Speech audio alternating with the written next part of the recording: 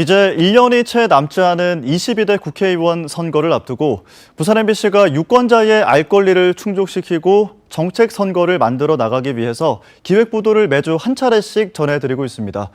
오늘은 원전이 밀집한 부산에서 논란이 되고 있는 핵 폐기물 처리 문제에 대한 각 당의 해법을 짚어보겠습니다. 이동원 기자입니다. 현재 부산과 울산에는 모두 7개의 원전이 가동되고 있습니다. 전력 생산 뒤 나오는 사용 후 핵 연료는 고준위 방사성 폐기물인데 오는 2032년쯤 포화 상태가 될 것으로 예상됩니다. 한국수력원자력은 지난 2월 고리원전 사용 후 핵 연료를 고준위 방사성 핵 폐기물 연구처분장 설립 전까지 보관할 수 있도록 현 원전 부지에 건식 저장 시설을 완공하겠다는 건설안을 의결했습니다. 문제는 연구처분장 마련을 위한 고준위 방사성 폐기물 관리 특별법이 국회에서 잠자고 있다는 점. 이 때문에 지역사회에서는 건식 저장 시설에서 연구 저장 시설로 폐기물을 옮길 법적 근거가 마련되지 않아 결국 연구 시설이 되는 게 아니냐는 우려의 목소리가 터져나오고 있습니다. 각 당의 해법은 뭘까? 국민의힘 부산시당은 산업통상자원부와의 간담회를 통해 건식 저장 시설이 영구적이지 않다는 정부의 답변을 받았다고 밝혔습니다.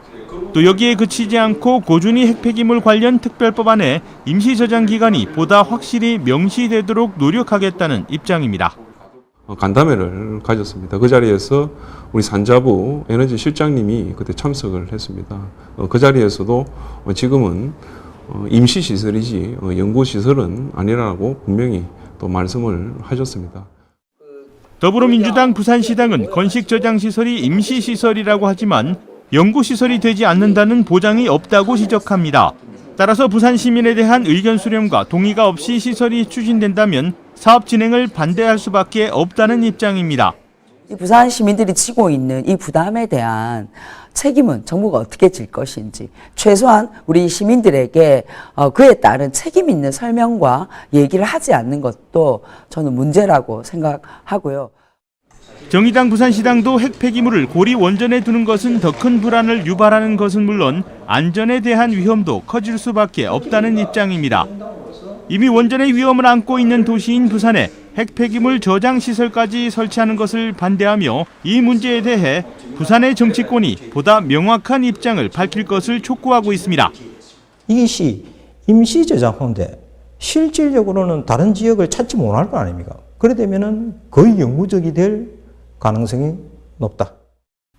진보당 부산시당은 원전 밀집 지역에 핵쓰레기장을 짓겠다는 건 위험천만한 정책이라며 절대 반대한다는 목소리를 높이고 있습니다.